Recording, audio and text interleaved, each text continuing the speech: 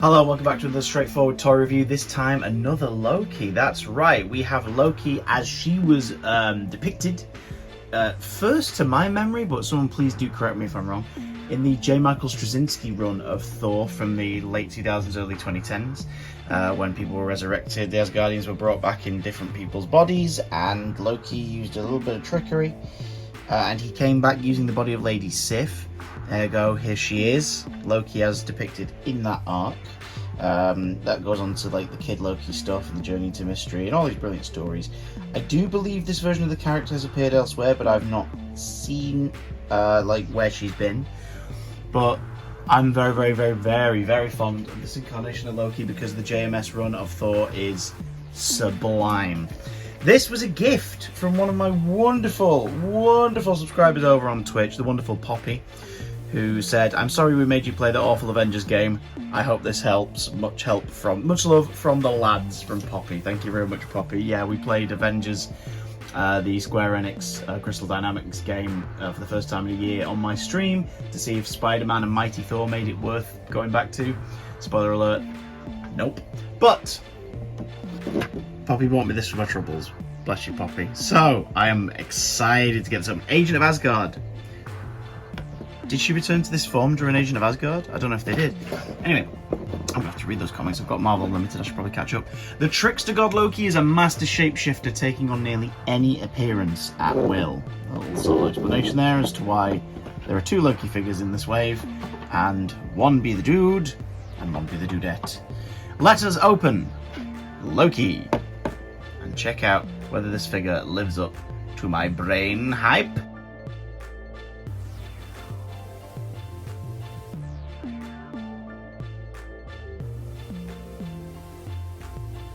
Let's take a look at articulation.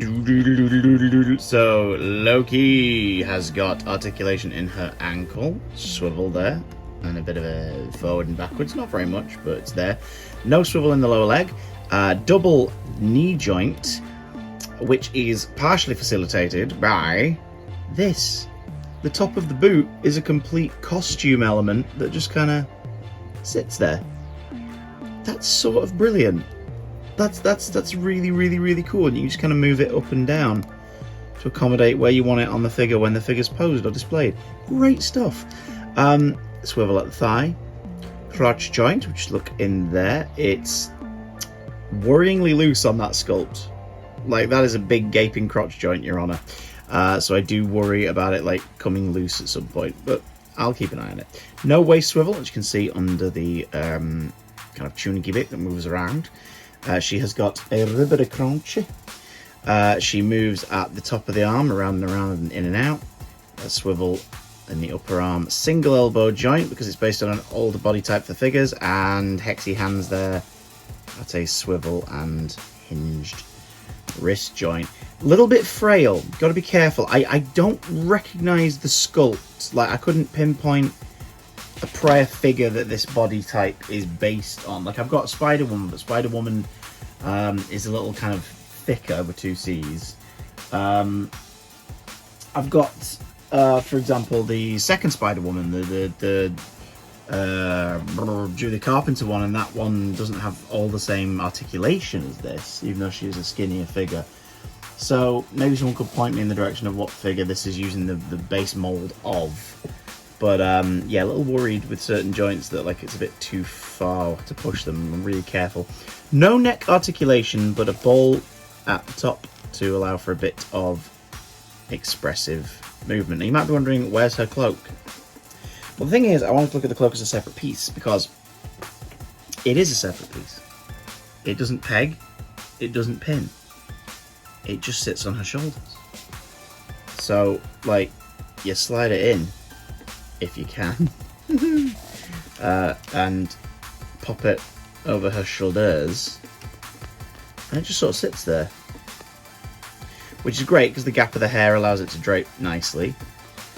But it's also great because no peg in the back, doesn't slide around, and if you wanted to use it for another figure, like a slimmer build male-bodied figure, typically male-bodied figure, or female figure, you can, because there's no big peg at the back that would make it stick out on another figure. You can just drape it. It's drapable cape. That's pretty cool. Her other accessories, excuse me, Loki, what's down there? Her other accessories include just these fists, fold-up fists, your typical female fists, Your Honour, with the wrist peg painted to look like the rest of her costume. Speaking of, let's look at her costume. I like the mustardy flat colours of the boots and the way they fall through into the lining on the, I want to say tunic, but I don't know if it is. The skirt, the bit around the waist, shut up. And the way that same kind of like flatter colouring is present in the helmet, which has really gnarly horns. Like, they be some proper gnarly horns though. And the decorations in her hair. Got the gold on the tunic. I like the scaled body. There's definitely some DC collectors out there who'll be like modifying and customizing Hasbro Marvel Legends. Well, there's your mirror.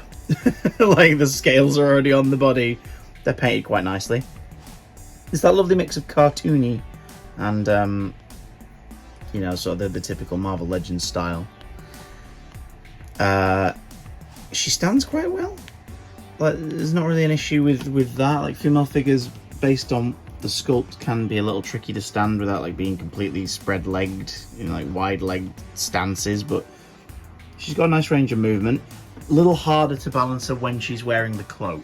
The cloak does weigh her backwards a bit, but you can figure that out based on what pose you want to go for. Skin tone is nice. Like, see with the chest and the neck and everything, the collarbone up there. She's got the feet, cause she's kind of thick from the waist down, but she's got scrawny upper body. So that's detailed nicely with the sort of sunken collarbone area. And the paint on the head. What a fantastic sculpt. Now, unless there is an Agent of Asgard portion of the Loki solo titles where she has this makeup, I remember Lady Loki, as she was dubbed, like nicknamed at the time, having no eyebrows and no makeup. Like maybe black lipstick or red lipstick, but no eyebrows, and she looked creepier. This is definitely a more of a dolled up kind of, like, you know, I've made an effort for y'all, damn it, kind of Lady Loki vibe. I don't mind, because Loki, she looks amazing here. She looks really, really cool. Still got a bit of a sinister vibe.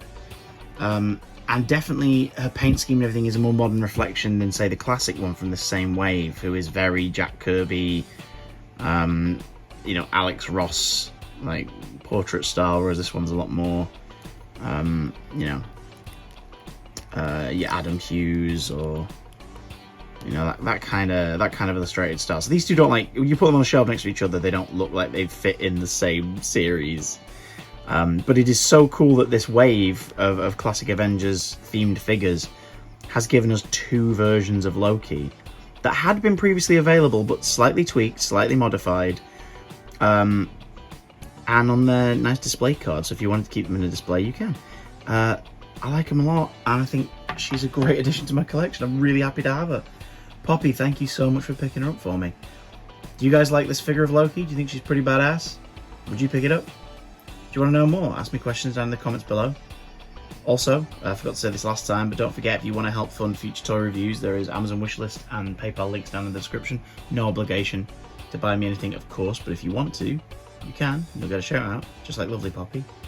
And I'll see you next time.